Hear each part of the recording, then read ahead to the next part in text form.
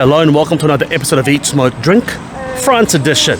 Today I am outside the Grand Hotel La Cloche, where they have an indoor smoking cigar lounge, which is actually very, very unusual to find here in this part of the world. And as you can see, I am in Dijon. So let me take you inside, show you around, and show you what cigar I'm reviewing today.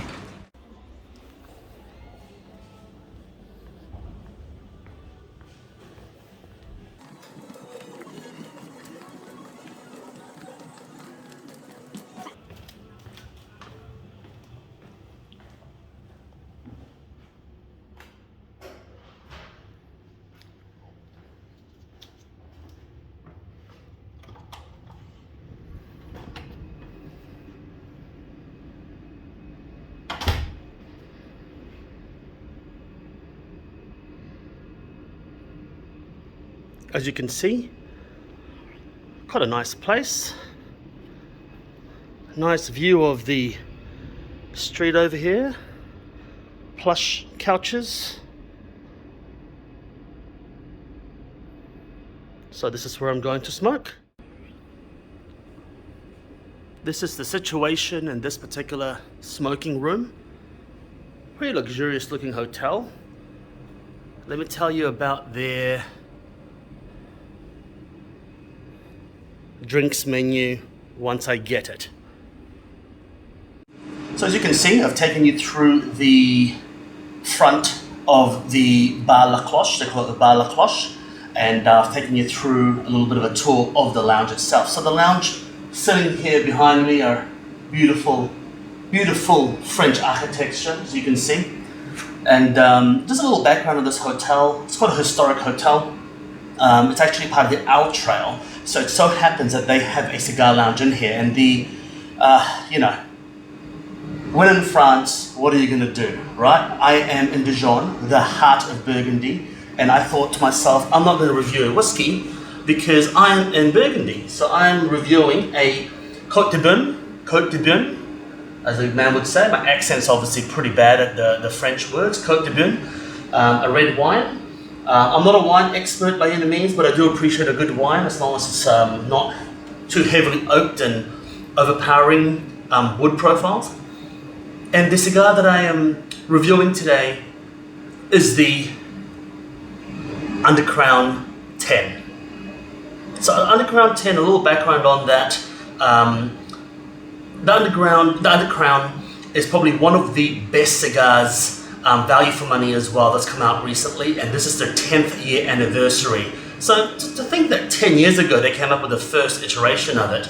And the background on this is when Drew Estate, they found that their blenders and their rollers were actually making their own cigars.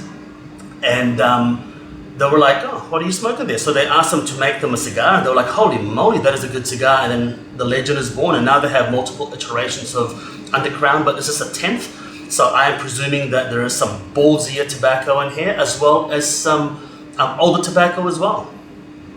Yeah, who knows, but first impressions, smells fucking delicious. Smells fucking delicious. So let's get cutting, let's get toasting. It's a lot more elaborate than the last one. Like, there's all these laces and like little things that come off it. But that's fine. And I'm lighting it with matches today.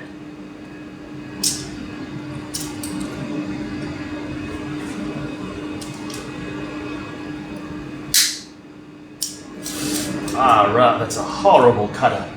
Horrible cutter. Horrid. I don't have my usual kit with me here.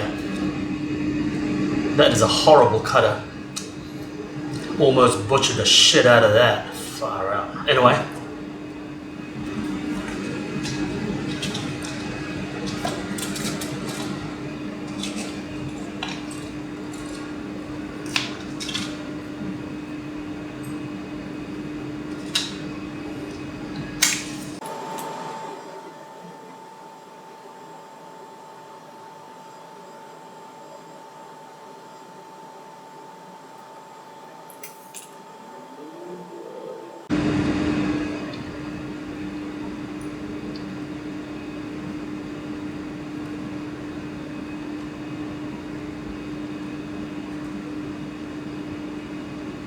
You know what? I actually do love lighting my cigar with matches. Spick my nut. I do love lighting my cigar with matches when I can. I mean, you know, usually you're outside, it's so bloody windy, but most of my reviews have been in, while I'm overseas, have been in lounges, which means that I have the luxury of using matches, which is fantastic. And you're probably wondering, why am I wearing sunglasses and a hat inside? Because I can, and it's part of my costume. Shit. Anyway, man, that cutter was horrible. God. All right, let's talk about first impressions in the first third.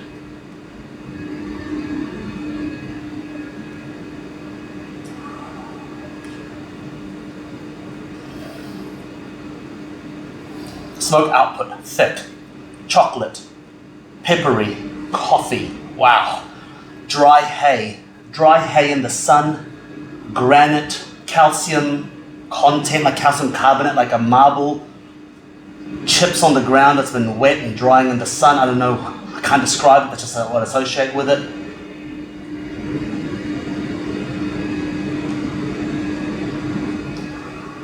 There's a distinct sweetness to it.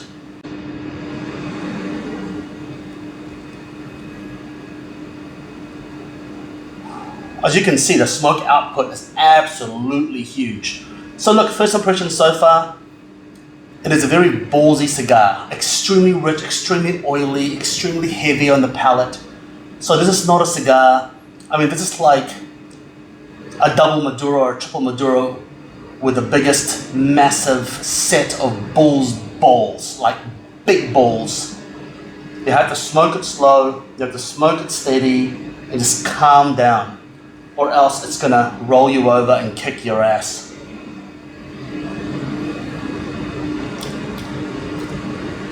And I'm drinking it with a glass of Côte de Beaune, because when in Burgundy, you can't have whiskey, you gotta have red wine.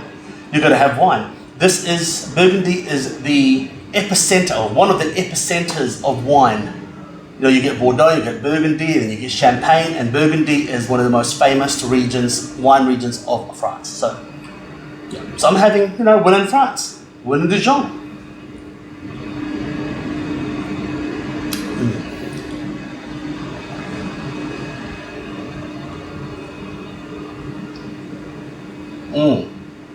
Look at that output.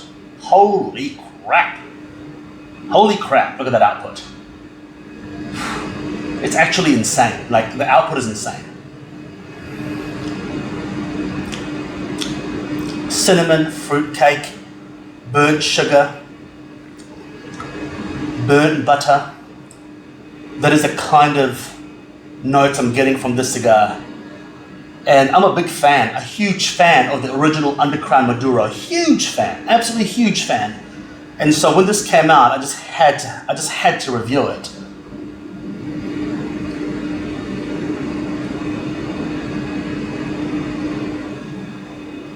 Fantastic, fantastic. God, love it.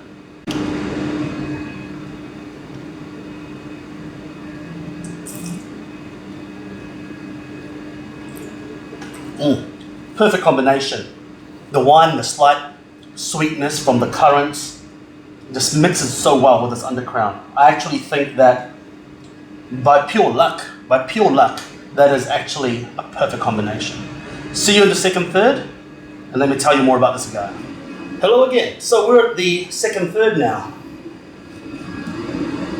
And yeah, I've moved. The reason is because I realized that despite the beautiful view outside the window, there was actually a vent right behind me, and it's making the smoke swirl around my face. And as much as I love smoking cigars, I don't want to be in a low and slow barbecue style smoking room in that little corner of the place. So I thought I'd sit in this plush leather couch that looks like something Colibri has designed. Jeez, look at that. Anyway, the wine is still serving me well with this cigar.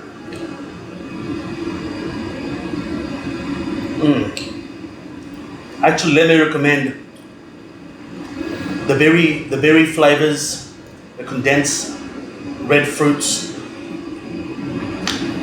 the acidity and sweetness of a red wine actually suits this exceptionally well.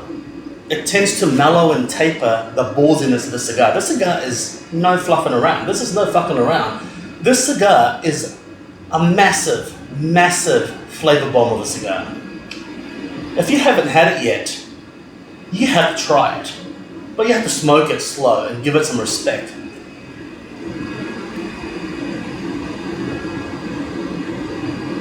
This cigar, I don't know how to put this, but this cigar is like a dominatrix, a sadist dominatrix.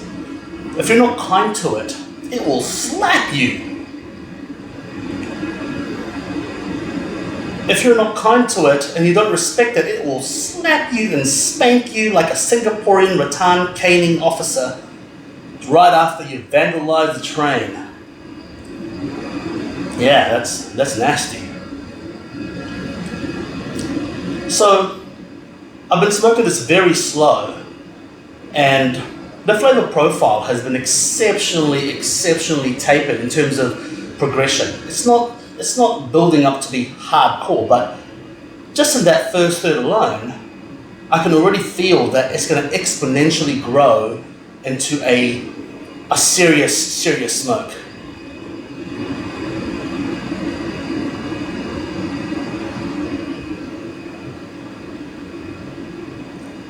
As you can see, the smoke output is phenomenal. It's like a blue incense. It's like a blue incense, a giant fat incense that just won't stop smoking. I also recommend that I know this sounds strange, but I also recommend that you store this particular cigar closer to 70 RH, maybe even 72 to 75 RH. Something quite high, because the moisture in the cigar will actually help cool down the cigar as you smoke it, and it will help your palate as well.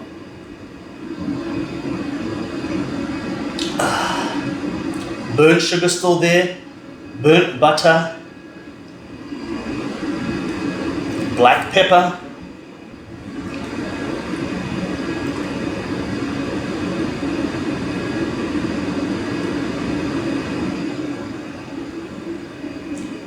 espresso is the dominating factor of this as well. But it's reminiscent a little bit. It sounds really strange, but it's like the crumble on apple crumble. That rich toasted butter, toasted cereal, cinnamon, a little bit of burnt sugar. It's kind of like that. It's absolutely phenomenal. It's delicious. What a pleasure to smoke.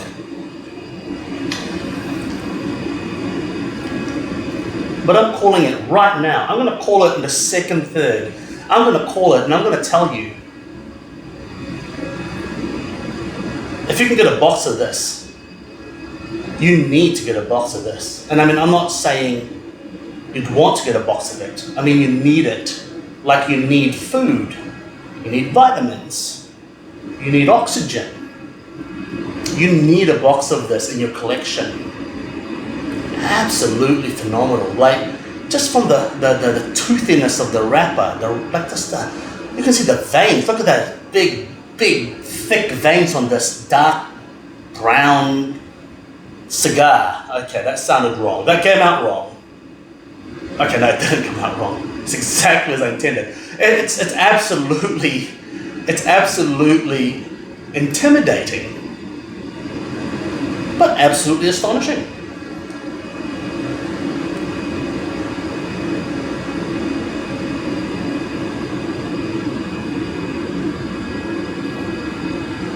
Well presented, double gold embossed band. What a fantastic stick. From start to finish, this will be a fantastic stick. But you have to really be careful of how you smoke it. I mean, I'm not sure if I'm gonna smoke it all the way to the end of the band, but just from this bit that I'm telling you about it now, it's actually been developing its strength. I'm getting a little bit of amaretto, almond liqueur, roasted cashews, a little bit of dark, like highly roasted peanuts in there. So a lot of volatile oils is coming off this thing, and it's really developing. And now you imagine, that's just entering the second third. When it gets to about the band, man, you're going to load the end of this with all sorts of nasty stuff. Oh, and when I say nasty stuff, I mean that in the best way possible.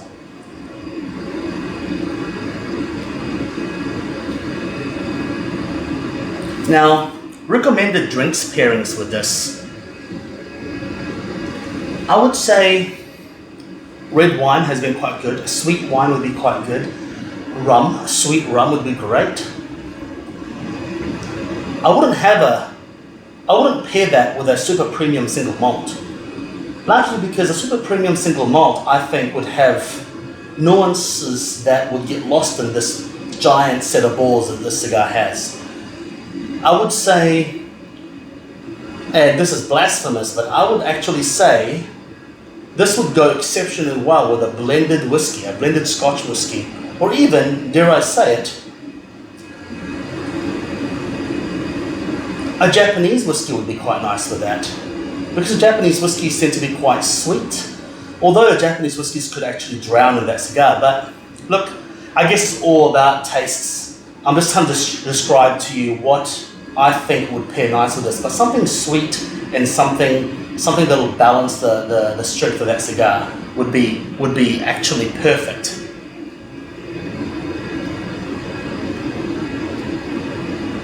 As I mentioned before, this Cigar Lounge is not actually a lounge per se. It is a smoking room, but they do allow cigars and cigarettes and pipes in here. I'm not sure if they allow marijuana or crack or meth, but you know what? When I walked in here, no one even took my order. I had to go outside because I think they just want to give you privacy. They don't want to come in here when it's smoky, which is fair. So if you really wanted to, you could probably smoke crack and meth in here now. Okay, look, I'm not encouraging that. Please, I'm not encouraging that, but I'm saying, you know, they give you a lot of privacy, which is fantastic.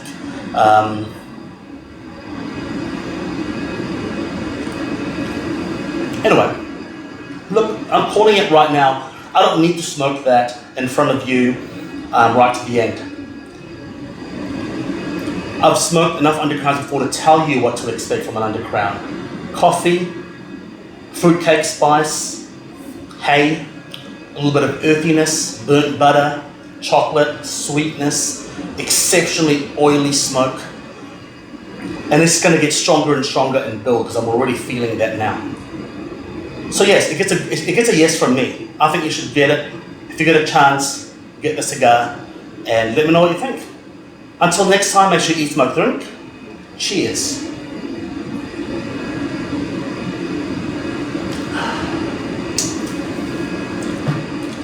Oh, I forgot to actually go through the snacks before you go. Seems to be potato chips, purple potatoes, we've got olives, and we've got breadsticks over here. So, I love it when you get snacks. I love it when you get snacks. Sorry, until next time, make sure you eat, smoke, drink. Cheers.